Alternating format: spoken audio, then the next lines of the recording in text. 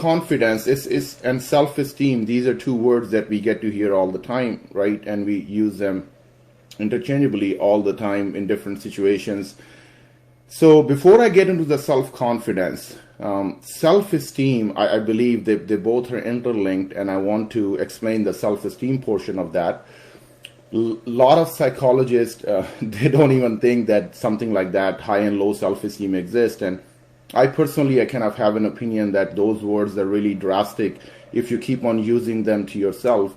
Like, for example, if I go to a friend and you know, I'm sort of depressed, and they ask me what is going on with me, and I tell them that I have a low self-esteem.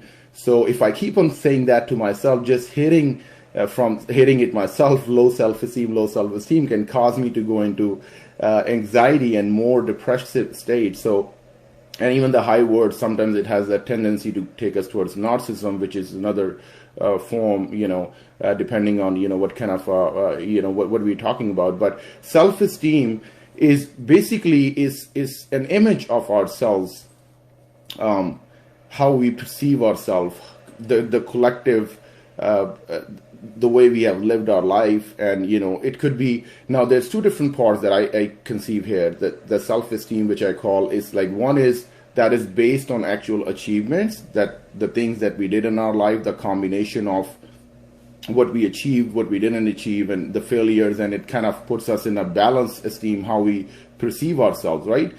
On the other side, we have a biased self-esteem, that I will call it, that is basically based on hypothetical scenarios, just by getting pumped or thinking something about ourselves, like without even ever stepping into the ocean. If I consider that I'm, you know, I'm gonna go and I'm the best swimmer in the world, it's just a matter of time if I jump in the water, you know, that's now how it actually works.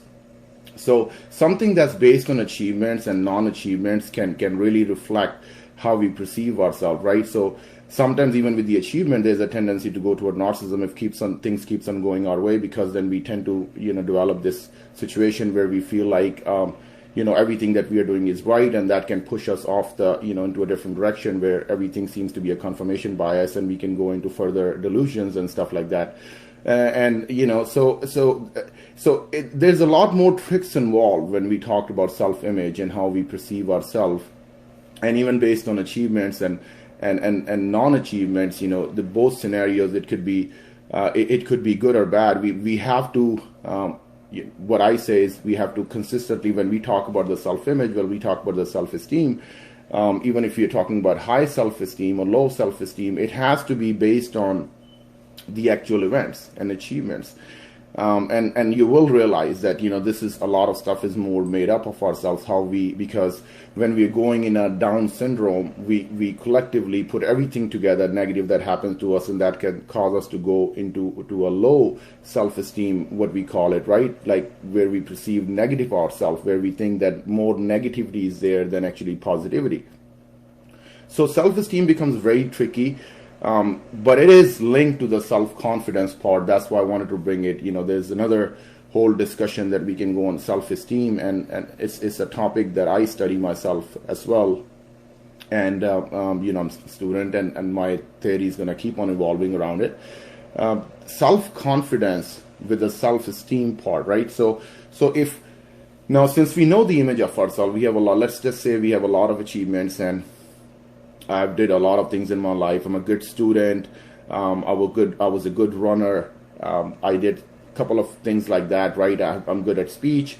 But if I've never climbed a mountain, right? And someone else comes and tells me, like, let's just go to a Mount Everest venture, and then we're gonna go there. It's only 10,000 feet, or you know, something like that. Now, my self-esteem, my perception about myself, how I see it, because I have all these achievements and I've done things in my life, could be really high. So I could be thinking really high of myself, right? A self-esteem could be very balanced, that I can do these things. But then if I have not practiced that thing, that arena of our life, which has to do with that particular task, my confidence level could be shaky, right? If I've never been in wrestling, and if I've never been to the gym, and someone asked me to go into the boxing ring, you know, my confidence, even though I'm a very successful engineer or entrepreneur or whatever you want to call it, but in another field, in other way of life, it could be very difficult, right? Our self-confidence can be very shaky, so it becomes tricky. So even the self-esteem can be had, but self-confidence comes from the practice in that certain arena. And as we go through these achievements, the combine all those times of the confidence when we were able to achieve these things, we combine them, and that gives us a self-image of ourselves. That how if we consider ourselves to be, at a balanced self-esteem or positive self-esteem, what I call it, or rather use the word positive than high self-esteem, and then think positive about myself, that since I've done so many things, I can do this one as well. It's just a matter of more practice. So we can, self-esteem and self-confidence, we can separate them with the image practice. And then the more achievements that we have in the past, when I thought about a task in my life and I decided to pursue it and started and I did it, now that gives me that confidence, and to add more, now this confidence is based on the actual achievement. So combination of the self-confidence leads to a self-esteem, and then when we link that achievement, when we are successful in that task, that adds to our self-confidence for the next time as well. So, even though, and that's where the self-esteem comes. Now, sometimes there's a tricky part in life, right? We have 10, 20 years of experience, and then all of a sudden, the business collapsed, and then the way we shattered, the way we thought of everything is just shattered in front of us, right? Our dreams came to an end. So start making us question our self-esteem, how we perceive ourselves, if even things are the way the way we thought they are. So it becomes really tricky, but there's a trick to that. Like I said, there's much more detail we can go into, but the way I perceive it, we just, at those occasions, we normally are not able to separate all the achievements, and we look at things as a whole, and we start blaming ourselves instead of actually accepting that failure, whatever happened, and still leaving the actual achievement down there to consider part of our success. What we do is, like, since this thing went bad, we start thinking that everything that happened out there was bad, right? So that's not how it should be. So we can separate that there, but then that goes into much more details.